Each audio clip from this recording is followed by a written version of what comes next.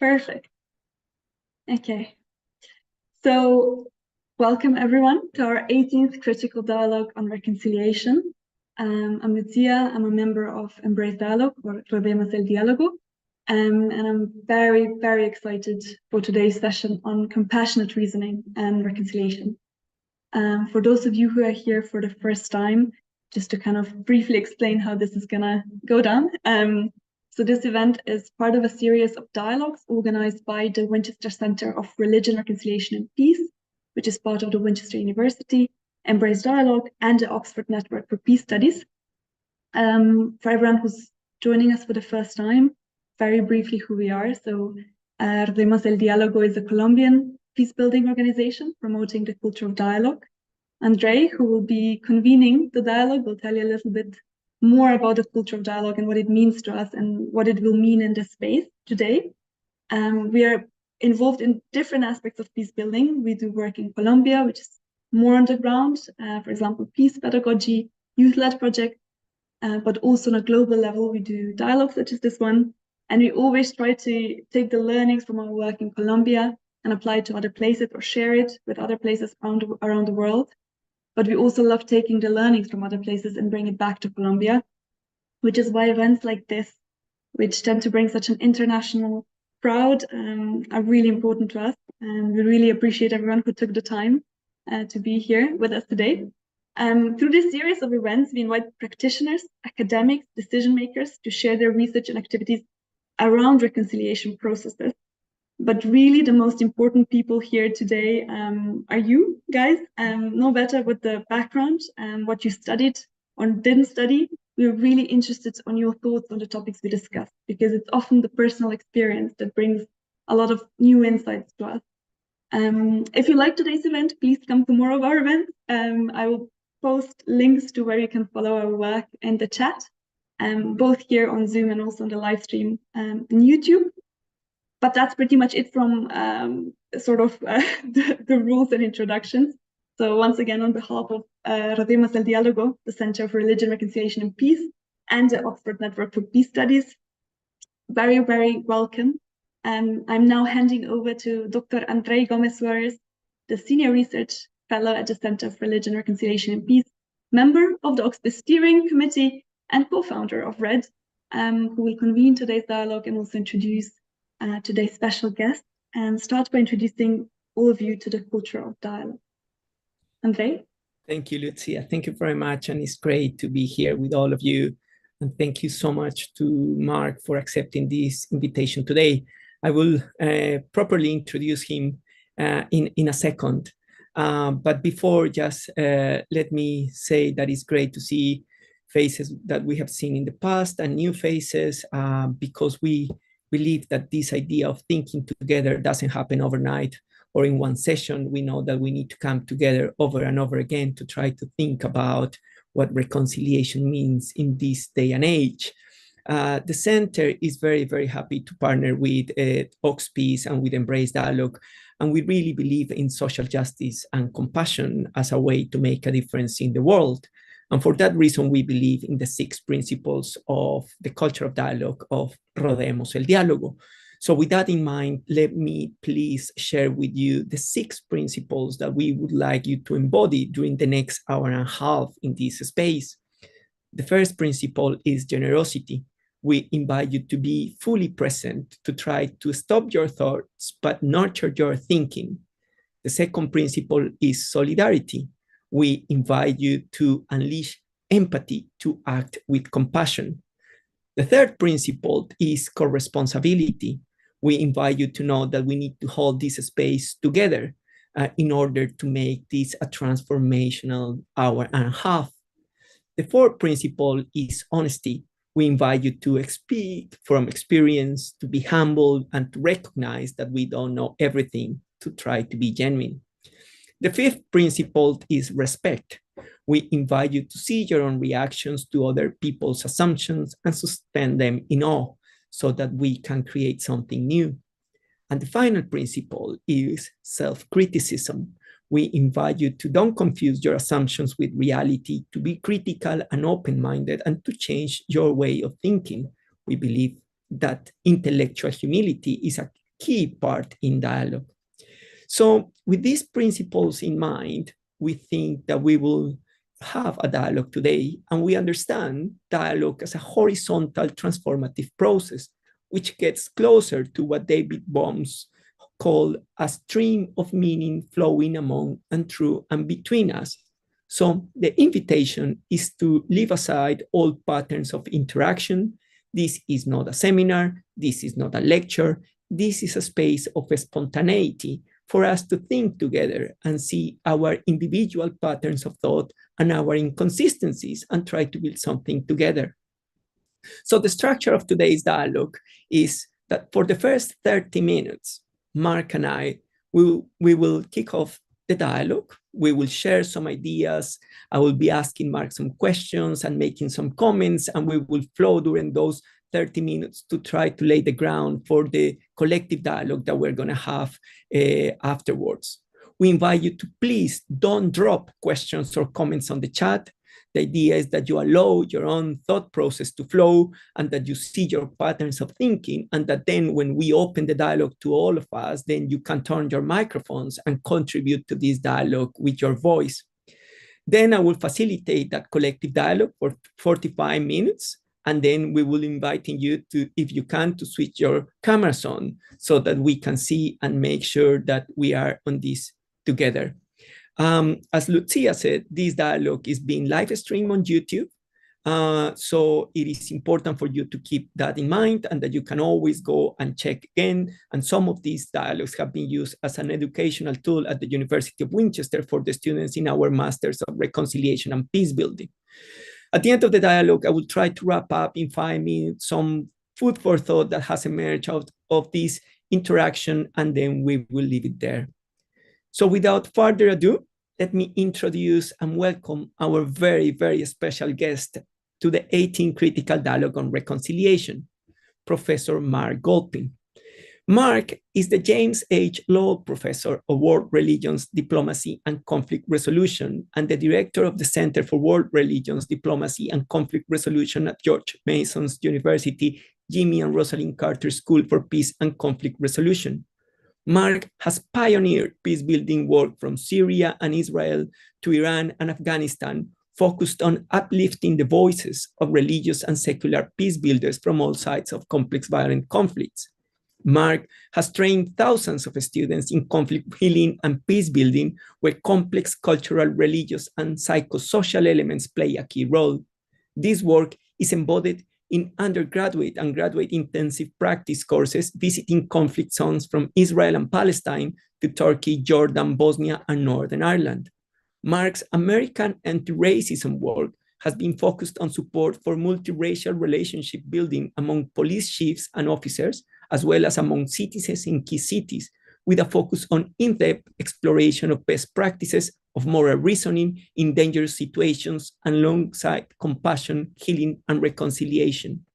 Mark has advised and lectured on conflict prevention and peace building at the World Economic Forum, the US State Department, the US Foreign Service Institute, the US Naval Academy, the Air Force Academy, Fort Jackson, and various other institutions in the US, Switzerland, Ireland, India, Syria, Belgium, Denmark, Italy, and Israel.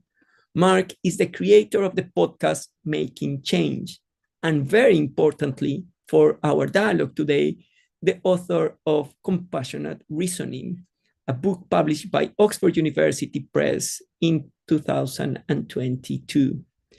So Mark, with that in mind, and for everyone to know that we have such a special guest today, let's start our dialogue. And I think the best way to start this dialogue is with a general question, a general question that I'm going to ask you to try to brief us on in a very short space of time, but is what do you understand by compassionate reasoning? Well, it's hard to summarize a 300-page Oxford book, well, you know, there are diagrams, there are ways to look at this in a more deep way as we continue the conversation. But roughly speaking, what I wanted to emphasize with the coinage of the term is the research that has been uncovered and applied to peace practice from different neural pathways that are implied by two words that used to be synonyms, and that is compassion and empathy. And there is compassion and empathy have a long history in terms of linguistically in many languages, many religious languages in the Bible. But in fact, there are two very different trends, even historically and literarily in the Bible and other places, for two different neural pathways that have been discovered. And one neural pathway is, roughly speaking, the experience of feeling the pain of others, and that's empathic. And the other one is feeling a love and care and desire to serve and help others, which is a different experience of the body and the brain. It's not just actually in the mind, it's also metabolic. And so these discoveries have become very important to me because all of my writing is basically coming out of practice. It's coming out of the experience of successes and failures of practitioners. And the successes with compassion and the failures with empathic distress has been the main subject of one of the main subjects of the book, and that is how empathic distress tends to take otherwise good people and turn them into parties to conflict. Or looking at all of you, Zach, you're on. I'm going to be remembered as a kid who went up fighting. What is this? Didn't really lose. There's somebody called Zach. Clouds. Do you guys hear that? Yeah, I think we're going to keep an eye on the microphones, but it was just someone who just joined in with the microphone open, but that's fine now, Mark. Okay.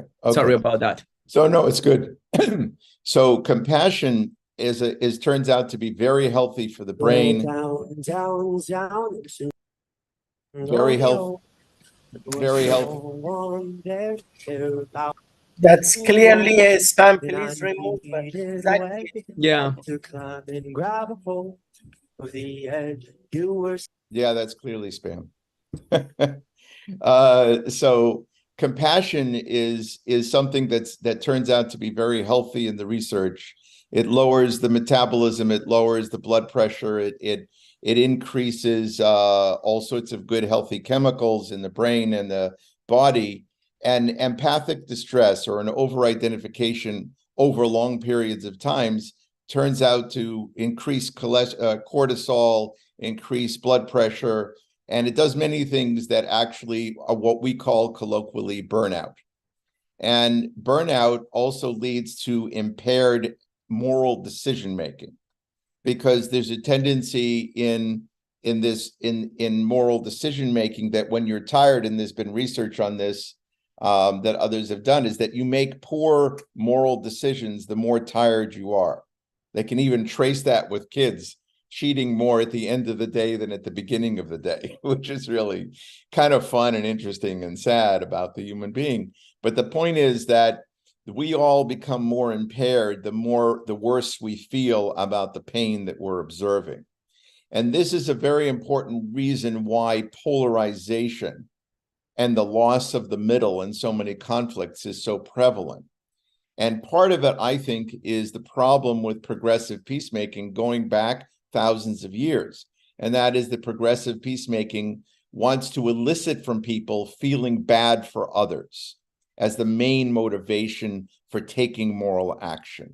But in fact, it turns out that feeling bad for others actually leads to great distress and therefore morally impaired decision-making. If you look at it biblically, the book of Jonah might be a good example of that. And so there is the alternative of compassionate reasoning is how to cultivate that pro-social neural pathway through meditation, through practice, through self-conversation. I have a series of 8 steps in healing conflict that emphasize self-examination, self-care, that move the brain towards that pro-social engagement and care with every step. And this, and I summarize basically a lot of theory and try to put it into practice that moves the brain towards compassion, away from empathic distress. And then I go into later in the book the simple joy but confusion of moral decision making based on at least 3 or 4 different schools of ethics, and the fact that once the brain gets into the dialogic process of evaluating a Kantian approach or a utilitarian approach to conflict resolution or peace building, you're already halfway home in terms of building peace in a better way, building reconciliation in a better way. So the second half of the book is heavily on the choices of moral reasoning once you've cleared away the distorting rot of pain and empathic distress through the cultivation of compassion for all sides in conflicts. So that's very rough. And I have a couple of diagrams that we can show later if you want people to see it visually. But that's roughly where I am.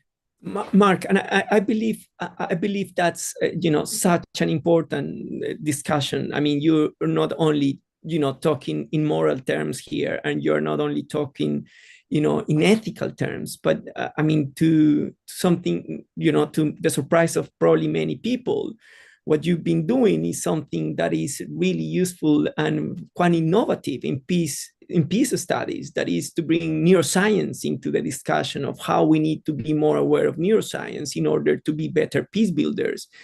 And because you've been talking a bit about neuronal pathways, and how we have different neuronal pathways for empathy and for compassion, I wonder whether we could discuss also a bit a key term in neuroscience, that is neuroplasticity, because I think some people believe that it's very difficult to change your identity, the way how you do things.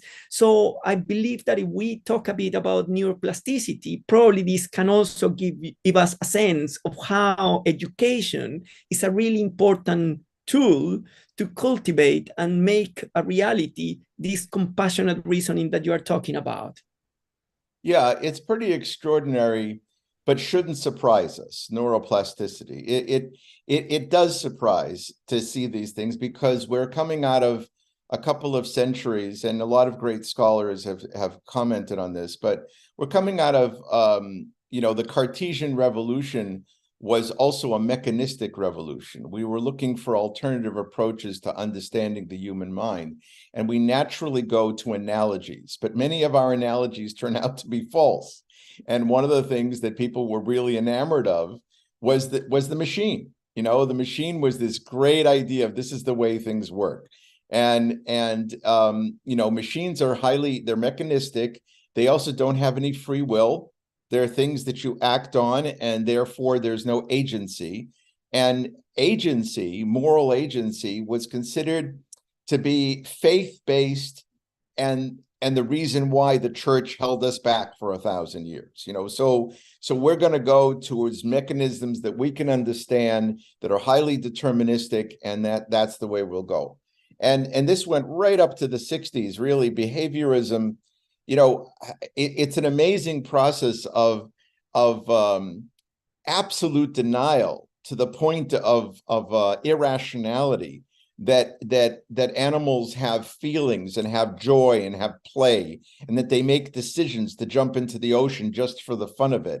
I mean, it drove Skinner crazy. I'm not gonna just put it all on Skinner, but basically the idea that there is a spontaneity in the mind, not just of humans, was something very difficult to entertain if we are a machine. We're supposed to be programmed. There's supposed to be an automaticity and a causal set of set of connections. Well, it turns out that the habit, those who argued for thousands of years in religious literature and philosophical literature that habit matters and that habits can change, and all of those processes going back to the great philosophers in Greece, but also the great religious traditions, is that I remember somebody, I saw a mystical text from the 19th century in Eastern Europe in the Jewish mystical tradition that said, if you have a bad dream and it's a bad omen, so for for 2 months, say the following words every day. And then after 2 months, your dreams your bad dreams will disappear. All they were doing was reconditioning the brain by choice in positive thinking and positive messaging. The revolution in the last couple of decades is the fMRI, and the ability to actually see neural pathways that light up when we make different choices of what to think about and what to contemplate and also what to do.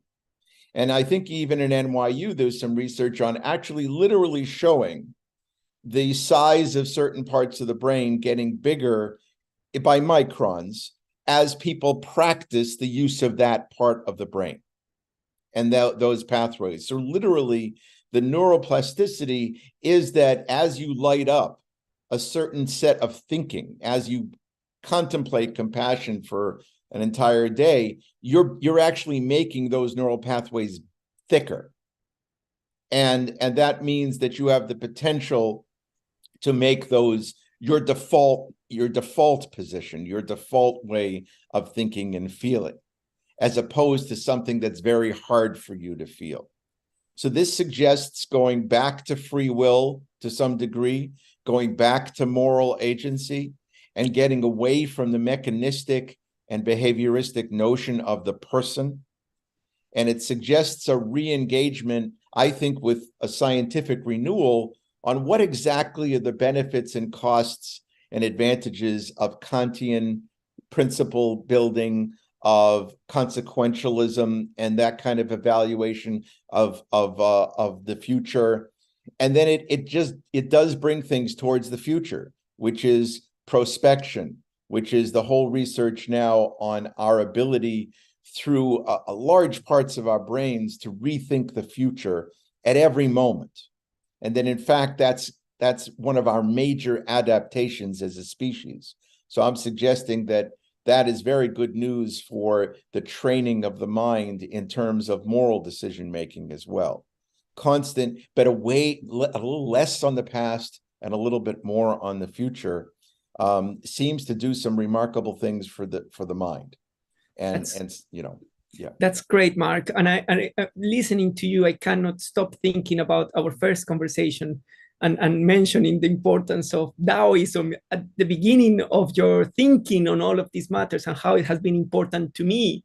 And serendipity, that happens all the time. And just by chance, I started reading 3 days ago Norman Deutsch's book on neuroplasticity. And I've precisely been going through the anecdotes of how people, who have had very serious injuries in some parts of the brain that were associated with listening, for example, can be retrained for vision and things like that. And it's incredible how the brain works more like a muscle than a mechanism where there are fixed points of knowledge and learning. And yeah, so this is really interesting. But, we could go on talking about neuroscience and neuroplasticity.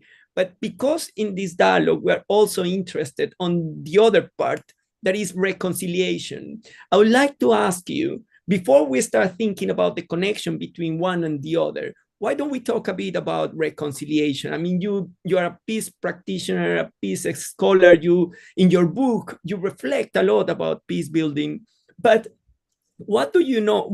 How do you understand reconciliation? What is your definition of reconciliation, and how could we understand it today so that then we can start thinking about the interconnection between one and the other? Yeah, I'm more confident about definitions of compassion the more science that I've studied on it. Reconciliation is a highly varied political term, ethical term, religious term. It has deep roots in certain religious traditions. It is an English word, and that's a problem right there, because if you try to translate that into other languages, it has entirely different meanings and implications. So in my books over the years, I've critiqued reconciliation defined in certain very limited terms based on certain traditions. So that, for example, I came to the realization that when I asked people what they mean by it, and I've been doing that for about 20, 30 years, it constantly became a kind of faith position. So when I say, well, does reconciliation, so reconciliation requires repentance. Oh, yes, it can have repentance too. Is it okay? So it requires restoration or reparation. Oh, yes, you can have that too. In other words, I realized people wanted to use the reconciliation as a faith statement. And that's kind of hard to deal with in practice, because it means that it's not falsifiable. And it becomes an act of faith for people. It's the same with the word forgiveness. And so we have a problem in the field of peace building with the use of words that are more particular than people realize to their culture and their religious tradition, or even their larger cultural tradition if they're not religious. And I think that the answer lies in collaborating and communicating on operative definitions of reconciliation in each and every circumstance. So this comes back to the neuroscience work, because instead of saying this is my definition and therefore I'm going to be rigid, I ask people, what do we think of reconciliation? How would you define it? It becomes a negotiation, really, on what reconciliation could mean for that group. So I will ask future-oriented, again, coming back to the neuroscience questions, what would, and the word reconciliation gets in the way. It's a very abstract academic word. You ask people, what would stop you in your tracks if the other side did this? What would change your thinking? What would move you? What would bring you to tears? So all of these are future-oriented questions that effectively get at what we call reconciliation, but it doesn't name it, because naming things sometimes, like I remember debates on forgiveness when I was in Ireland, working in Ireland, and it was a Catholic Protestant audience, and when people said I forgive you, the other side piped in and said that's cheap grace. And so I didn't know. I thought forgiveness was a heavily loaded word that was a problem for Islamic and Jewish notions of repentance, because unilateral forgiveness is a problem. But in other traditions, unilateral forgiveness is a good thing. But then I'm in an all-Catholic audience, and they had a problem with unilateral forgiveness too, because they felt that that was called cheap grace. So in other words, it didn't matter what I thought or what the church thinks is forgiveness or reconciliation. It matters what that group thinks. It matters how it could operate. And it seems to be focused on those moments of transformation from hate to love, those moments of transformation from enemy into friend. And so I can't define it closer than that, other than to say, what will that mean to those people? Who will become a reconciling? And I have a whole book on pairs of enemies who love each other. It's called Bridges Across an Impossible Divide. And in that book, I explore the methodology of what those conciliatory couples do and do with others that are radically transformative, even in the middle of conflict. That's the other thing. Reconciliation, I don't consider a linear term. It is not about the future, because anybody at any time you find in war zones, there are people who are already reconciled. There are people who already love each other and are working together and are risking their lives for their enemies. And if that's not reconciliation, I don't know what is. But they're nowhere near solving the conflict. They're nowhere near, a political notion of reconciliation. So I'm pretty allergic to politics and reconciliation, but very, very intrigued by individual reconciliation that can add up and transform an environment. That's what I think that's really important, because I think, as I was listening to you, it made me think a lot about the quick connection that some people make, not necessarily scholars, between reconciliation and forgiveness. I mean, you know, and then that makes me think about how some academics have been trying to theorize, you know, like a continuum between maximalist positions to reconciliation and minimalist positions to reconciliation. The maximalist, like, you know, Ernesto Verdeja, saying that for the maximalist, you know, positions of reconciliation, of course, there is this very important link between forgiveness and reconciliation. So there is not reconciliation without forgiveness.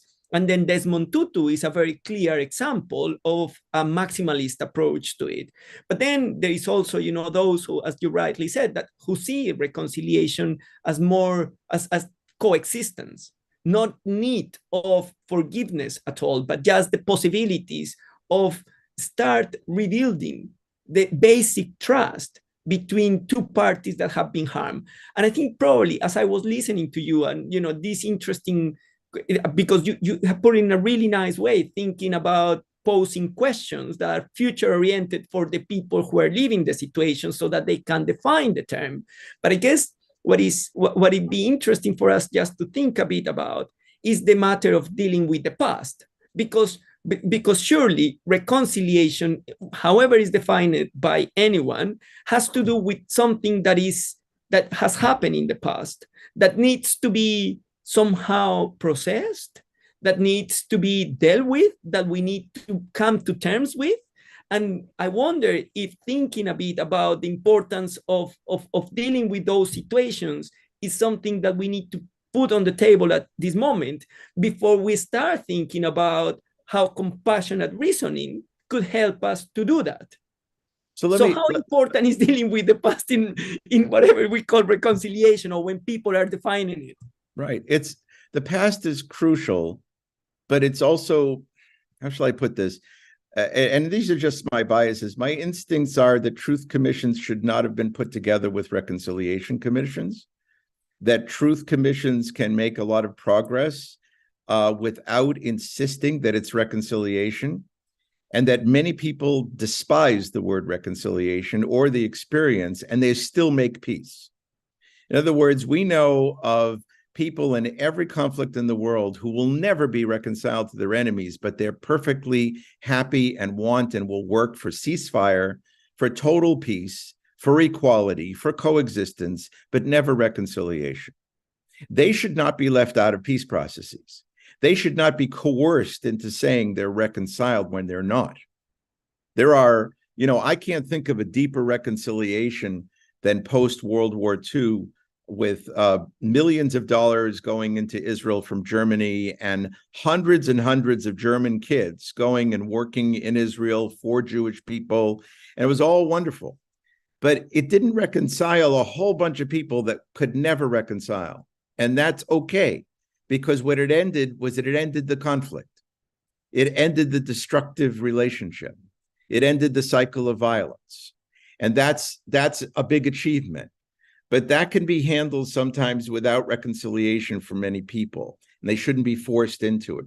Coerced reconciliation or coerced forgiveness is a very dangerous precedent, and there's a lot of literature against that, because it was especially used against women in traditional history, forcing to forgive their husbands, for example, in the name of God, in the name of the religion. So it's dangerous to force reconciliation, but it's exquisite to have models of reconciliation that encourage people to move in a different direction.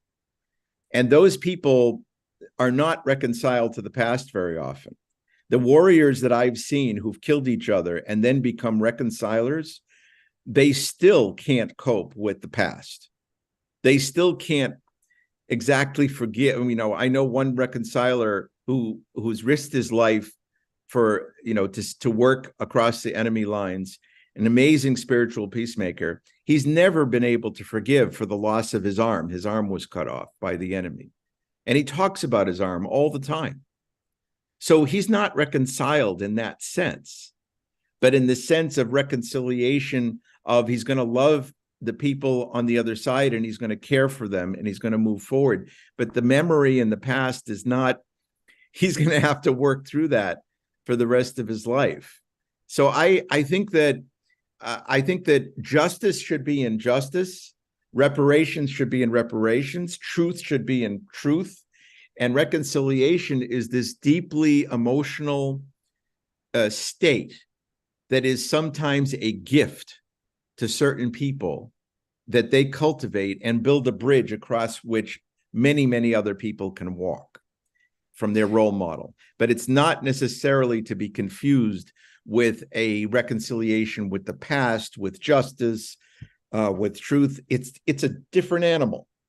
And I think we're still exploring when and how it works and when it doesn't work. So the brilliant thing here is that I guess, so I want to ask you two more questions before we open the floor. And so people can start now putting their hands up and probably thinking what they would like to ask. But I want to ask you two short questions. And the first is, so can compassionate reasoning help us and navigate these models of reconciliation that you are talking about? I mean, if we follow this compassionate reasoning, do you think we can move in that direction in a not very absolutist, maximalist way, but that people will be able to find their own way through in order to feel that they are at peace, either with themselves, with their enemies, that somehow reconciliation in the way they see it is helping them to live a better life? Well, the reason why I realized I wrote my dissertation. I come out of ethics, moral sense theory, and ethics and religion from 30, 40 years ago. And I wrote my first book on compassionate Judaism. And I'm going back to that to say that there's a very old tradition that Adam Smith was a part of, that the Third Earl of Shaftesbury is part of, Francis Hutchinson. It's right in your neighborhood, right where you are. And it was and it deeply influenced an Italian thinker and rabbi philosopher. His name was Luzzatto. And basically the reason why I think this is workable and practical is that it seems now, especially with the science that we've seen, that, and Luzzatto made this case over 200 years ago, that when something is natural to the mind, it's like a habit or it's a capacity, and it's even natural to animals, then it's something that we can build on and make stronger with habit formation, with education. And now we see with the neuroscience proof on compassion, proven meditation can actually transform the brain. This was the whole work with the Dalai Lama that spawned the last 30 years of research into compassion, was meditation and compassionate growth. So now we have some pretty hard science. We can look at the brain, we can see it happening. But really, for thousands of years, there's been various philosophers who had an instinct that you build ethics on what is already natural to the human being. And then you go with it. And this is the Taoist idea here, because the Taoist idea is that you go with the energy. We're deconstructing energy, basically. So the Tao says it's energy, but really it's our capacities, it's our tendencies, that it's really great if you can find something that primates and animals and dogs. I mean, dogs are actually better than us at compassion. That's terrific. That's not a threat. That's an opportunity. If you're religious, it means God has put the dogs there to learn from. So there's, and if you're secular, it's fine. You're looking on a natural thing that can be trained. All I wanted to do is that once you get the brain moving towards compassion, as opposed to feeling awful, the brain starts to ask a very simple question. It's the question of policy. And that is that if I really care for this person, and I really care and want to help that person, and they can't stand each other, I have a question. And it's a moral question. How can I help them both? How can I do something? Should I create a principle? That's the rule of law. That's the Kantian position. Should I try to advocate a policy, a position, a principle that's universal, so that then I can have compassion for both at the same time? The utilitarian asks a different question. He says, gee, I love all of them, but I have to figure out a way to do a cost benefit on this. How can I help the most amount of people escape suffering here? What would be the best path forward to increase compassion? Because I know I want compassion in my life. I love it. It makes me get up in the morning, but I got these two people that are hurting each other. What can I do to bring them both to a position of less suffering? So both of those are inherently peace-building ideas. They inherently love all sides. They may come to principles that say, well, I'm sorry, part of the solution here is that you got to go to jail. And then in jail, we're going to love you to death. We're going to have rehabilitation programs, but you're too dangerous to this other side, and we have to stop the cycle of violence right now. So that's certainly possible. Prison is possible. But the prison advocates in England were reformers. They were moral sense theory reformers. They authentically believed that prison could be the place of changing. It's Jeremy Bentham. So I think for a variety of reasons, compassion and moral reasoning go hand in hand, with compassion doing the hard work with training of getting rid of the most angry, outrageous part of our nature, which is that when we really, really hurt for other people, we want to kill everybody. We want to just blow up everything, because we cannot get rid of the image of this person that was just tortured to death. I'm going to kill everybody in sight. That kind of part of the human nature, and that's very much human too. So I think that training of compassion, then leading to moral reasoning, is advanced moral reasoning, and then translating this into English. Too much of philosophy is completely abstract. And what our jobs are as practitioners is to take this very abstract field and turn it into very detailed questions. And the book and my methodology argues that the question is the answer. It goes right back to Socrates. Questions open up the mind. Questions open up the heart. Dogma closes down the mind and the heart. So you ask people, what would make you feel wonderful? What would be surprising from the enemy? How can we help you? How can, all of these future-oriented questions open up the mind and heart in powerful ways. But Mark, it seems to me, and this was the last sort of, I'm going to leave it as a comment, and then I'm going to open the floor just to then come back to you so that we don't sort of, monopolize this dialogue. But it seems to me that your approach with compassionate reasoning and with all the training, with this becomes a habit, is very much present oriented. It seems to me, and in that is very Taoist. In that is, if you are fully present, because you're really fully present wanting to help, and you're really fully present wanting to understand and to reason and to see what is the best way of action in the present, then you are bringing about an incredible sort of possibility of mending relations. I'm going to leave it there as a provocative thought, but I can see that Bill is already with his hand I up. agree, by the way. Yeah, brilliant. Yeah, okay, yeah. So please, can I ask people to start putting their hands up, and we can start listening to different voices here. So Bill, over to you, please. Thank you very much.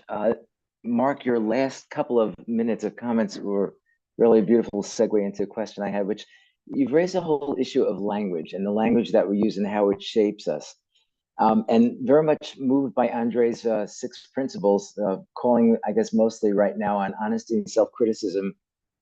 Mark and I know that we both share a deep understanding of traditional Jewish liturgy. I'm sure this applies to other religions as well.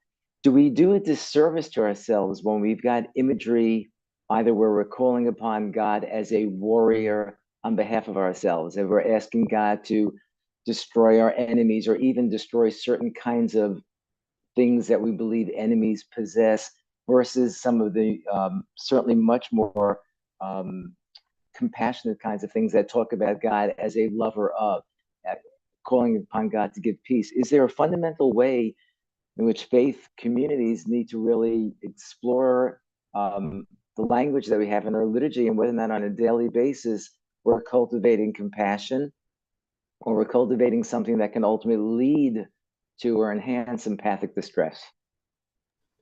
Thanks, Bill. That's great. Let's go now to Lucia. Hi, can you hear me well? Is this okay? So when you said before, Mark, that reconciliation is sort of a different animal to having total peace, for example, to kind of prevent the violence or stop the violence. But do you think it sort of plays a role as like an additional support for preventing further violence? What I mean is, like, without reconciliation or like with reconciliation, is there a difference in how secure we can be that the peace will last once we have it? So is peace without reconciliation as sustainable as peace with reconciliation? Thanks, Lucia. And I saw that Rahu had his hand up. So Rahu, would you like to ask your question? Sure, thank you. Can you hear me? Perfect. Okay, question is that in virtual reality, they try to use empathy to step into the other person's shoes in order to make changes. Is that something that you also, Mark, and I really appreciate everything you said about compassion, but is that something that is a helpful tool in the peace building field? And I'd be interested to hear your thoughts about it. Okay, so I've long accepted that my brain works in reverse when it comes to questions. So there's 3 questions and I have to go in reverse order. I don't know why. But Rahu, this is where, you know, Dalai Lama has had a huge influence on me for 30, 40 years. And he doesn't make a distinction between compassion and empathy in his language. And he does, there's no question that he, along with Luzzatto, who I studied, they all want people to feel bad about the pain of other people. And so does the Bible. You know, the Hebrew word for empathy is rachmanut, which means, you know, it's from the word womb. So you feel something, somebody is part of you. This new neuroscience research is pointing out that there's something to stress because we've tried to figure out burnout for a long time. And the problem is we're speaking to 2 different audiences. Dalai Lama's main adversary in this work has always been selfishness and hardness, and he's trying to open people up to a greater sense of the other. And to that degree, there are millions of people walking around this earth who need more empathy. But there's no question that leadership, I mean, this is a question for leadership, but basically, very often in human situations of conflict, 5% is what's essential for leadership to change history, to change people.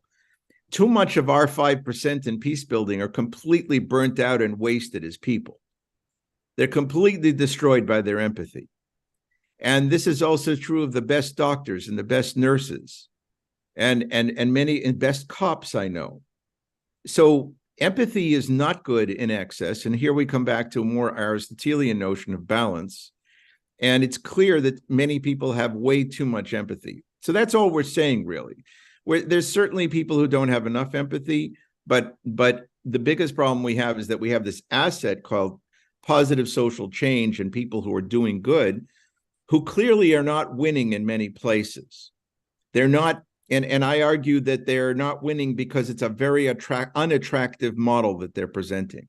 Who would want to say, hey, be like me, burn out 3 times, have a nervous breakdown, ruin your family, because you're so committed to peace 6,000 miles away that you ruined everything in your life. So be like me, you know, go to graduate school and be poor too. So we're not projecting a model of joy, but there are people who do. There are doctors and there are nurses who just enjoy every day, and they are a model of sustainability and effectiveness in compassion. So all I'm saying is that we need to shift a little towards joy and positivity. This comes out of positive psychology and the work of Seligman and Aaron Beck and many others. We need to shift to joy, and we need to deal with our sorrows a little less publicly and a little bit more transformationally. If all you're doing year after year as a peace builder is being miserable, you really need to take a break or consider something some other way than emoting in public about it, because we're discouraging compassion, we're discouraging social change. Now, as far as the question, Lucia. So here's my theory, Lucia. My theory is that, and this is where virality and social network theory are very important. My argument is that imposed reconciliation politically often has backlash and the opposite effect. But viral reconciliation, role models of people who are reconciling even in the midst of war, causes something called cognitive dissonance. It gives a jolt to people. It suggests that there are alternatives to becoming part of a mob that attacks the other. Because mob psychology is critical, going from Stanley Milgram on, to punishment, to violence, to organized warfare. The mob is key. And what a reconciler does is give people pause. Now, they have to do it carefully, and a lot of us miss the mark, because people think that assume you're a traitor, and you are a threat. I have a theory that Sarajevo was singled out for destruction precisely because it was a city of reconciliation between Muslims, Orthodox, and Catholic. And very often, it's the most liberal people that are the biggest threat to the model of mob-like warfare. So it's not easy being that reconciler. And we have to figure out a more joyful way to be that role model and to not always be in misery. But that model is the key to the future very often. It's the key to what the end state of the future would be. So finding that way to love, and I've seen thousands of people who actually do this in war zones, in the middle of conflict. And they provide this powerful vision of a possible future. So this gets into the whole literature on possible futures and the next kind of work that I'm going to be doing. Bill's important issue was something I spent about 20, 30 years on in my first couple of books from your neighbor, Oxford, on hermeneutics, on religious interpretation. And basically, here's the reality. The reality is that every ancient religion has images, principles, rituals that can be used for mass murder. That's the harsh reality, whether it's detailed notions of hell, whether it's images of God, whether it is even, I thought Buddhism is immune to this. And then I came up with this, this Buddhist idea of no soul, anatta.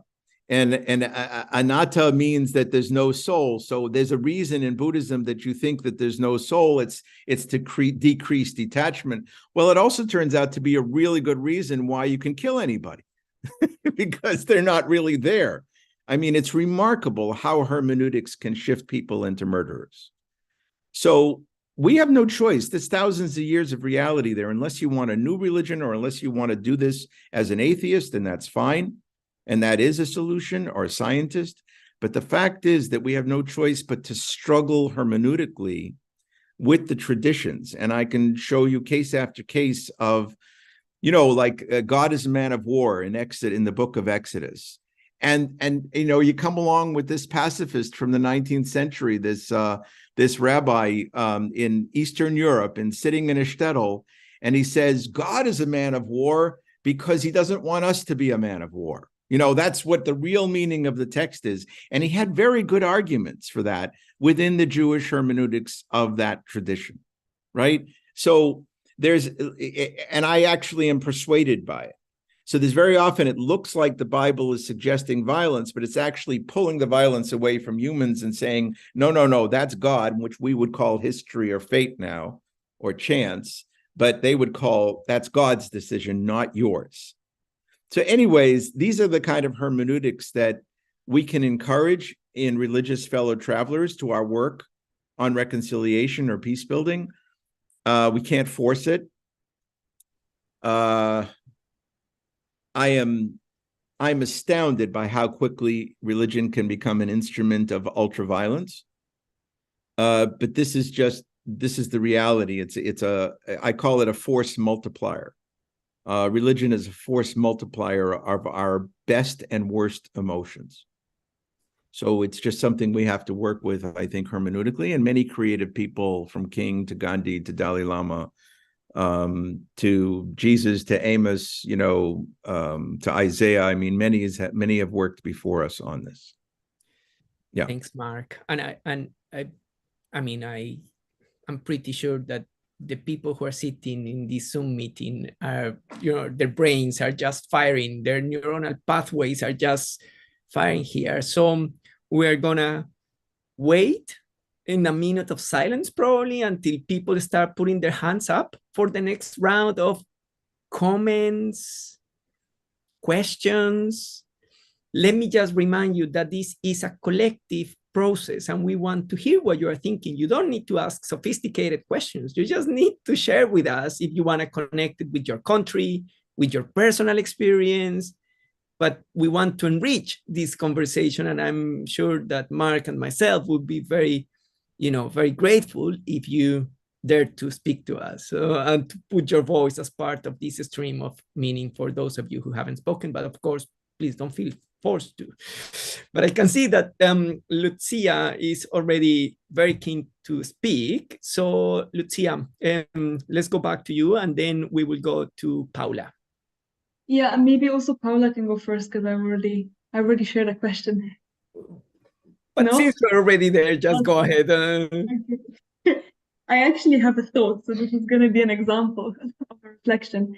But when you were talking before about people having too much empathy or too little empathy, and I was kind of thinking about sort of how this compares a little bit to the relationship between habits and motivation. So when people try to act consistently in a manner that they find beneficial to themselves, motivation is great to get them going. But until you have kind of strict habits, you're going to be at the mercy of an immediate feeling that also will evaporate, like motivation will. It will go up and down and it will change. And I think empathy is similar in the sense that it's not consistent. Like you might have a lot of it in a certain moment, and it will depend on how well you slept and how hungry you might be, and like what else is going on around you and how much capacity you have to kind of offer that empathy into a certain direction or control it.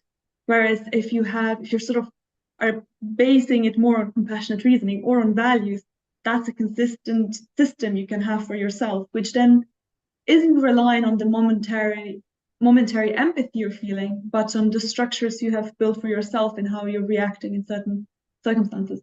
But yeah, that's just a thought I have of how there may be similar relationships.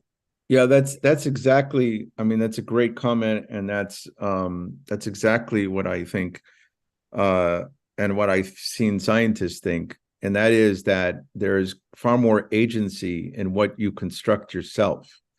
And the one thing that so the scientific proof at this point for the neural plasticity or the neural strengthening of certain pathways of compassion are mainly through meditation experiments, like thinking about things all day long, and practicing, and then looking at the neurons, looking at the parts of the brain afterwards. But really, fMRIs are limited by being very much right now on meditation versus practice. I would love there to become a time when you spend all day caring for somebody, that is a joyous experience, and then see your brain afterwards, before and afterwards, and that would be also. So the point is that you're absolutely right, that and Raju said the same thing, and that is that compassionate reasoning at its best, frees you up from involuntary pain, involuntary anger, involuntary rage. And a lot of good therapy does that, but a lot of it has been mostly talk therapy. And I'm suggesting that our ethical and peace-building lives can be a kind of therapy, effectively, that strengthens a certain neural pathway and actually gives you freedom. So what I'm arguing is that a lot of our exposure to, I'm thinking out loud with you here in terms of applied peace building, but I'm thinking that a lot of our exposure to pain and suffering when I take people to refugee camps, I'm forcing them into an involuntary reaction of guilt, of depression, of sadness, of a sense of frustration. And that's not exactly liberating. Whereas when I help people there's other parts of what I do when I bring them to play with kids and who are orphans or who are in trouble, they come out very joyous. They come out, very invigorated.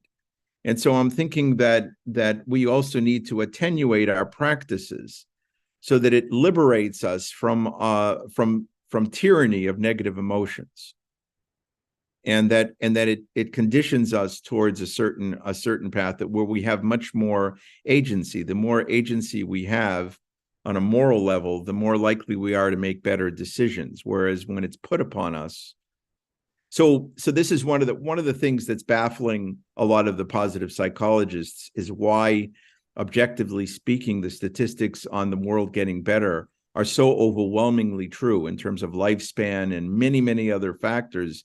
And yet people are more depressed than ever. But the depression rates are very correlated with social media and with exposure time to TV and cable, et cetera. And it turns out that a good deal of our social media constructs are built on making us feel afraid, angry, frustrated, and looking for scapegoats. And so very much it's about restoring agency to our construction of our own world in terms of practice and in terms of how we're building our own minds, as it were. Mark, And, I guess Lucia anyways, has a yeah. 2-point thing. I mean, I'm pretty sure that she just let's go to and must have a straight point to you. So, Paula, sorry, let's see if Lucia can come back on this so that we don't lose the thread, and then we move on slowly into the next part of it. Yeah, I'm so sorry, Paula. Yeah, I do have actually 2 points. Andre knows me very well.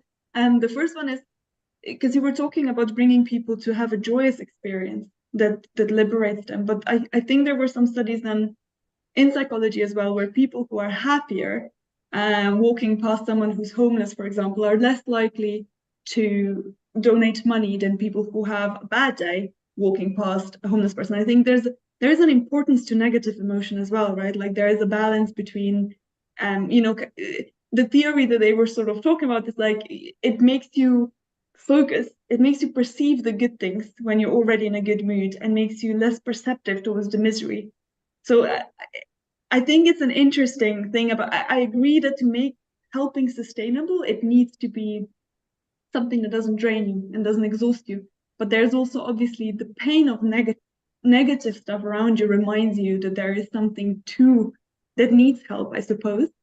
And the other thing I was thinking when you're also talking about social media, I also wonder whether it's because the very fast-paced nature of social media, the way it works, that many pictures, even just walking down the street, not even social media, but like the jumbo adverts, all that, it might be also stealing us of moments of flow that we would otherwise experience during the day when the mind is allowed to be calmer and kind of focus on just one thing. And I wonder if that also adds to the fact that there's more depressive symptoms. Yeah. Well, But I would be content if our leading institutions on conflict analysis actually took an objective study and studied all the evidence about whether making people feel bad made them behave better or not. Because I've seen very contradictory evidence to that. And 90% of the social justice warriorship in the world is focused on making people feel terrible and awful. I don't know how that's going. I certainly know that it creates the opposite on people on the other side. And so you have a very polarized sort of when you make one group of people feel awful, the other group that you're attacking, they do the same thing, and everybody joins sides. And so it becomes even more polarizing. So I just think there's a lot of evidence that negativity and negative guilt and shaming in particular, the evidence on shaming is overwhelming. The more that you shame people, the worse they behave. So I just, let's debate it. Let's have more studies on that. So it's really good. Let's go to Paula. Yeah, I think that's a good idea. Let's move from the debate to the dialogue, and let's see if there are more ideas coming into this. So Paula, over to you and to anyone else who would like also to ask a question or make a comment after Paula. Paula. Yeah, thank you so much. Can you hear me well? Perfect. Yes. Okay. So drawing on what Lucia, right? Yeah, Lucia was saying, yeah, I'm sorry for the pronunciation, but drawing on that, I was thinking of what would be the root of the source of the opposite of empathy, specifically in the context of Colombia and this violence history that we live. I'm a professor, I'm a teacher of high school. And with my kids, I used to teach this history. And thank you, Lucia. Like history of the armed conflict, and this school is private, and these kids, even though they are in Colombia, I like to call them and myself to privileged insider, because even though we live in this history of violence, we don't literally we haven't faced the reality of it. And so, well, I was at the beginning, I thought that this lack of empathy was because of ignorance itself. So I thought if I introduce them to the topic of the armed conflict, of the massacres and everything, then some empathy will grow up. And then that wasn't the case. Actually, that's one of the experiences that I think that I will never forget. And I remember my students after the whole it was cartography, social cartography experience, to introduce them to the history of violence, where they should put their timeline in accordance to the history timeline of the conflict, and they will realize, okay, so when I had this special moment for myself, this was happening in Colombia in the armed conflict, and that would grow empathy. That was my thought. But then my students, they told me, it was a girl mainly, and she spoke for everyone, and she said that they don't care basically about who was being killed or what was happening, because it was already in the past and there was nothing they could do about it, and it's a reality that they don't face, and that's a topic that they don't care about. Basically, that was one of the hardest moments that I had to live in my life, because the concern of empathy and compassion is something that I'm very related to, and that's something that I will really love to see how, in a practical way, how you can encourage that, not specifically in this victim-perpetrator relationship, but also in the people that is surrounded the issue. And so my question would be, assuming that ignorance is not the opposite of empathy, but indifference, and walking from indifference through empathy, it's a very complex and pathway that I don't think that in my case my students would do that, or in the civil society they would do that to then welcome and embrace the ex-combatants or the victims that are going to arrive to Bogota, and they're going to live their lives with them. And they need the empathy of the civil society. And so my question would be like, how can we start, and how can we bring these ideas from the academia to a more practical way, in which through education, because you've mentioned education, we can like wake up and awake this moral agency. Thanks, Paul, and thank you for enriching so much this dialogue, like everyone else has done. We have now 3 more hands up, and we are going to go through all of you before coming back to Mark, so that we can, sort of feel that we are all being part of this stream of meaning. So, John, over to you. Thank you, Mark. That's I've been listening with interest. I'm in Oxford. I work with initiatives of change, which I think you have had some touch with. I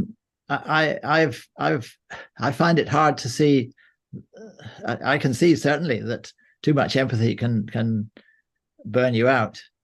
I don't quite really see the difference between empathy and compassion.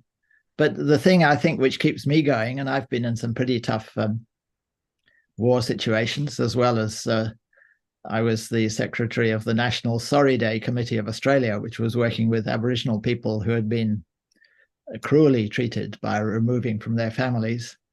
And we roused 1 million people into action, which eventually led to a wholehearted apology from the whole Parliament.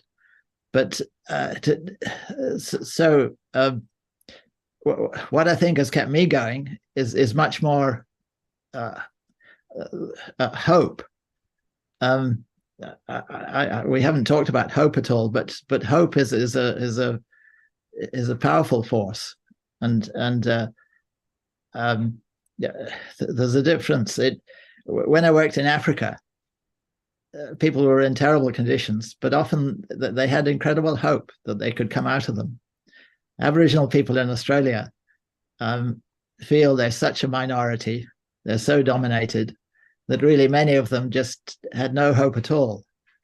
The apology did inspire hope in many, and but for me anyway, hope means a lot. I just would like your response to that. Thank you. Brilliant, John. Thanks so much. So we have now indifference in the previous question, hope in this one. Let's go to Crystal and see where we end up going. Crystal, over to you. I just wanted to have Mark talk a little bit more about self-reflection and also with that self-awareness, because a lot of times when we talk about negative and positive emotions, I mean, we have certain triggers. And, being aware of those triggers, and for the good, the bad, and the ugly. And I like the hope. I think we have to have hope. We have to see, a future, but then also how to get there. So just to talk really more about, what does it mean to really have self-examination and self-awareness? And how important is it as a, activist or peacemaker? And I guess as a fundamental pillar of compassionate reasoning, that is the key concept that we are discussing today as part of reconciliation. Thank you, Crystal. That's brilliant. So let's go to Kristen. Hi, I'm so happy to be here with you all today. I'm lucky enough to be Mark's student, and I wanted to comment just briefly to Paula about your question about indifference. And I suspect Mark will address this fully and completely when we come back to him. But I actually work with children and families on building more compassionate and collaborative relationships. And one of the kind of developmental realities of teenagers is that they're really working hard to kind of assess their own agency in any particular circumstance. And a lot of times when we're talking about empathy versus compassion, we talk about compassion being empathy in action. So it's empathy plus agency, that ability to take action to really help relieve some type of suffering. And oftentimes with teens, they can be really aware that that agency isn't fully available to them, and it can inhibit their ability to fully embody that empathic place. And I think in my experience, the best way to kind of support them with that is to just go very slowly and accompany them through that process, because it takes a little bit of time, it takes a little bit of maturity, and it takes a particular amount of security in your own kind of a place in the world, in your own lens, before you're able to be vulnerable and really accept and understand and embody that kind of suffering of others. So I think the work that you're doing with teens is incredibly important, and helping teens kind of reconcile that history with their own place and their own potential agency is such a tender and singular moment in their development. And I would just want to encourage you to not be discouraged by their reticence to kind of embody that. I think it takes a little bit of maturity and time as they get a little older before they're able to do that. Thanks, Kristen. And I think this is amazing, because in a way, this is truly a compassionate reasoning exercise in dialogue, because somehow we have also the center of it from Mark, and now we are just collectively trying to give answers to each other. And that's beautiful to see in a space of dialogue. So before we go back to Mark, I see Liz Carmichael from Oxford, who would like to make a comment or a question before we go back to Mark. So Liz, over to you. Hello, everyone. It's an absolutely fascinating conversation, and it's very difficult not to try to say everything at once in response. But Mark, I particularly resonate with your emphasis on doing reconciliation, being a reconciler, even when the conflict is still at its hottest. That is so important. My background is mainly in South Africa, somewhat in the Middle East. And my special subject, as it were, is Christian spirituality. And what I'd like to do is just point to the importance of spiritual practice in keeping one grounded and peaceful and joyful, insofar as it's possible, in those situations. Desmond Tutu, for example, would have a time of silent prayer every morning. Every morning there was the Holy Communion, the Eucharist, and then he also said the morning and evening prayers of the Anglican Church. So he was continually rooted in a source of love. And the same thing for people visiting the community at Thésée in France, which was very important to me when I was a student. And I would go there and participate in the reflective prayers, the silence, and the repeated chants, which become a source of getting connected again with that source of love. So I'd just like to mention that. Brilliant, Liz. Thank you so much. So, Mark, I think we have gone through an amazing experience now, and I think it'd be great to hear where your thoughts are. You don't need to answer every single question, but it'd be great to see where all of these people participating has taken you, and then we can start thinking about wrapping up. Yeah, well, let me try to address what number of people have said, and I hope I don't lose somebody. Not everyone's on the screen that spoke. Oh, no, okay. So I just want to say that in terms of what Paolo is saying, well, a number of reactions to some people is actually reaction to several people. So please think that I'm not just speaking to Paolo. I am very attracted to the notion of, let me put it a different way. I'm very unattracted to the effects on victims of, I think apologies are very important if you can get to that level of reconciliation for the perpetrators. I mean, it's really, there's a lot of health involved in being able to admit, and this is where John Bond's incredible work on National Sorry Day, it was very good for the white people to be able to go through that process. The ones who agreed to it, the ones who were part of that process. But victims want safety and security. They want to have a vision of the future. They also need to evolve themselves out of pain and destruction. And so what I'm suggesting with compassionate reasoning is a joint process of growth that makes everyone secure in the future. And that's where Crystal's emphasis on the self-care, but really self-examination part of this is so critical. Because when you divide people into oppressors and oppressed, into perpetrators and victims.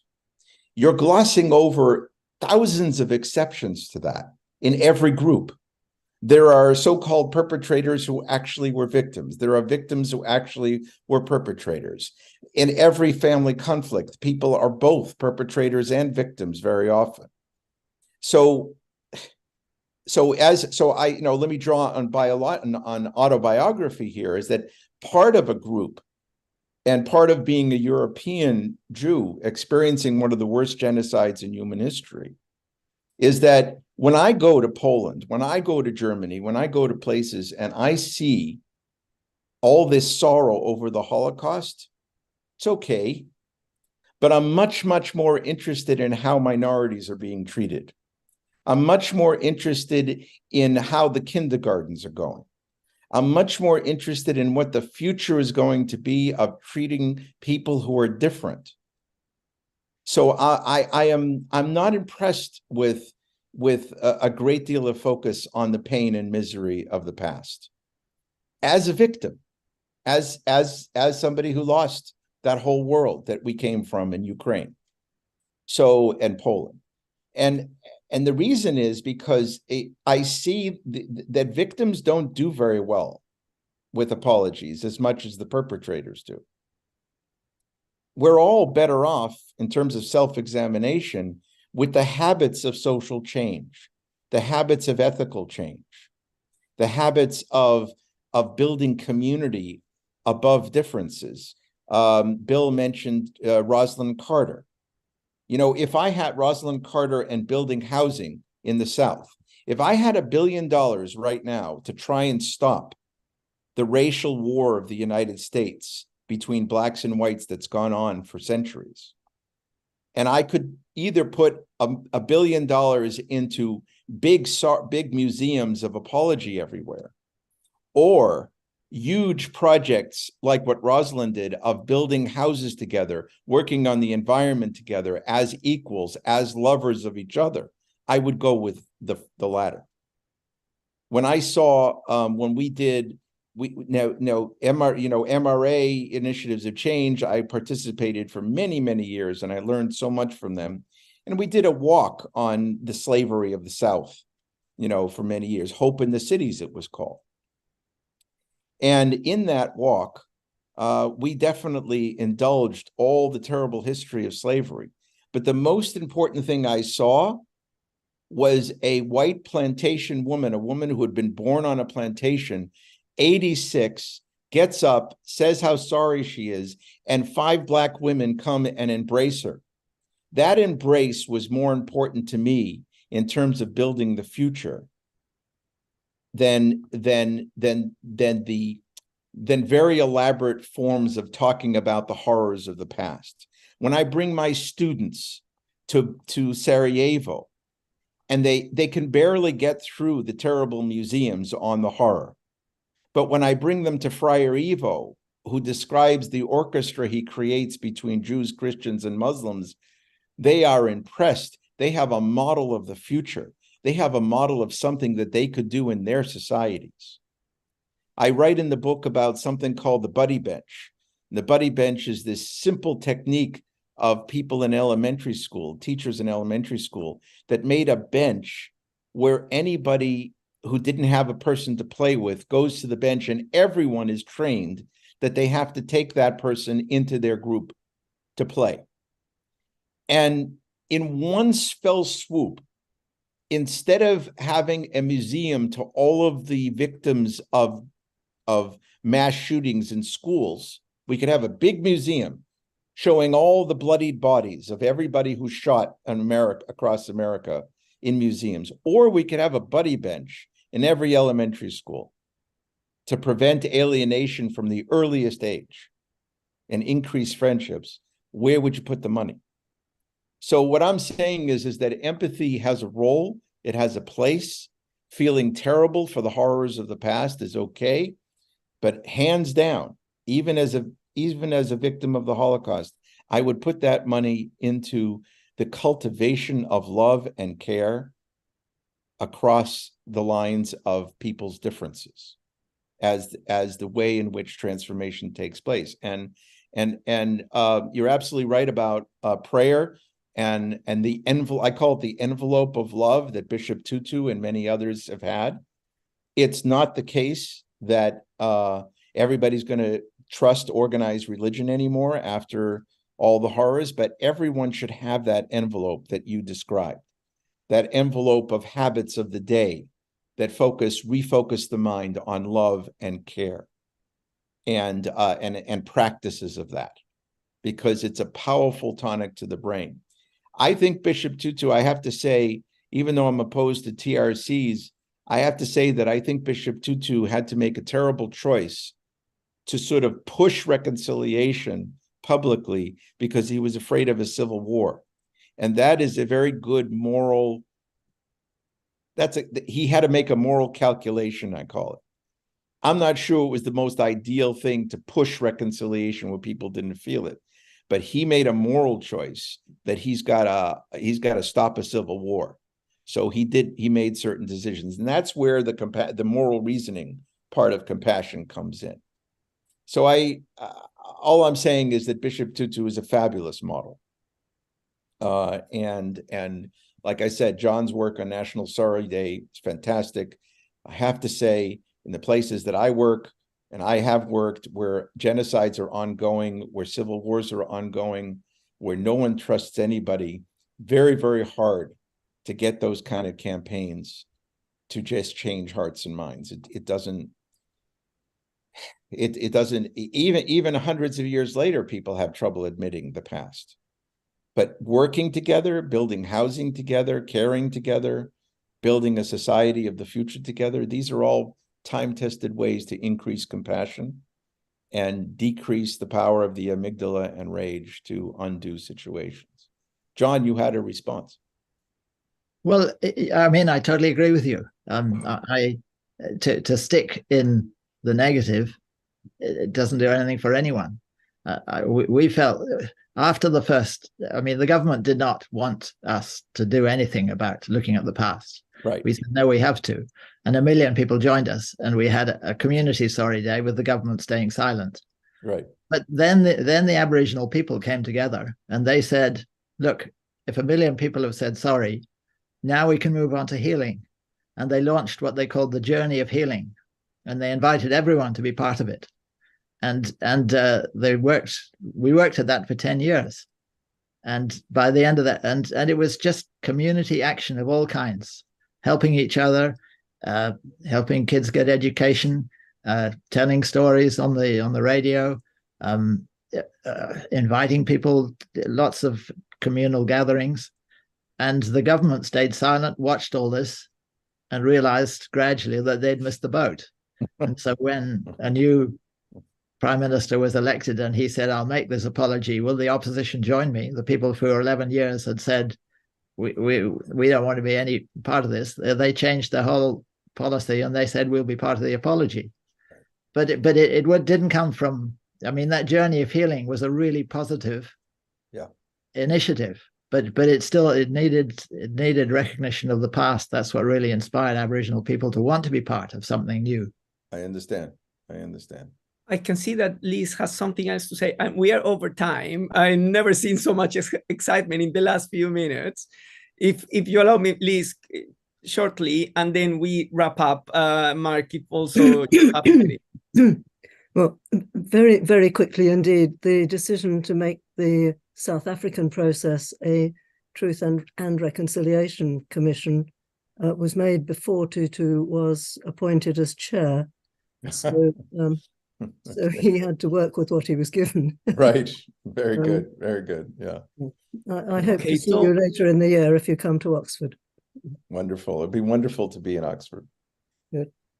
Okay, Mark and Liz and everyone here. I mean, it's been fascinating to have this dialogue today. I think it's taken us probably 18 critical dialogues on reconciliation to have a very serious dialogue going. No, I think, this has been one of the most inspiring dialogues. Thanks, Mark. I think we started from a really interesting and challenging approach to reconciliation, something that we've been discussing here. We have discussed before compassion with Daniel Rothbard, a colleague of Mark. But I think in this journey, if there is something that I think we should take on is, and I think it was very, very powerful, the message of Mark, is if you are burnt out, you cannot do the reconciliation of the peace building work that you need to do, because all of this is about models that inspire people to make a change in the real life. And empathy, and I think that's been really, really powerful, can create, empathy without compassion can create a very anxious state of mind that, instead of helping us to be more reasoning and more strategic in order to try to navigate and heal the suffering of others, we just get trapped and become part of the problem, and can actually even contribute to reproduce and making it worse. So I think this has been a really important call for us to continue thinking about the link between compassion and reasoning. I think, Mark, you have given us a lot of food for thought. And the second thing that I believe was really important in some of the things that you were mentioning is that this is not only about thinking differently in your own brain, but actually when you take action and when you do things, and when you are not necessarily thinking about the past, but you are thinking about the present, and in the present you are rebuilding relationships, then what you are doing is nurturing also that compassionate reasoning that you have. And in that way, you are inspiring a future-oriented sort of way of questioning, of thinking, and bringing people to participate together to think about what sort of future they want to live and how they want to build it, and they feel protagonists of that. And so exactly. That is precisely what I believe also, we've been trying to do a bit in the case of Colombia with Rodeemos el Diálogo. This is part, as I said, this dialogue was part of, or is part of, a partnership with Oxford and with Winchester, in which we try to invite people to continue thinking about, not black and white, but all these opportunities that we as human beings have to think about contributing to build a better world. And you, Mark, has really inspired us to continue thinking along those lines. So with that in mind, I would like to invite everyone here to probably open your microphones and give a round of applause to Mark for inspiring us today in this dialogue. Thank you. Thank you, Mark. Thank you very much. Thank you very much. Thank you, Mark. Yeah. Thank you, Andre. Thank you. Thank you, Andre. Thank you all. Yes, thank you, Andre. Thank you, Andre. Thank you.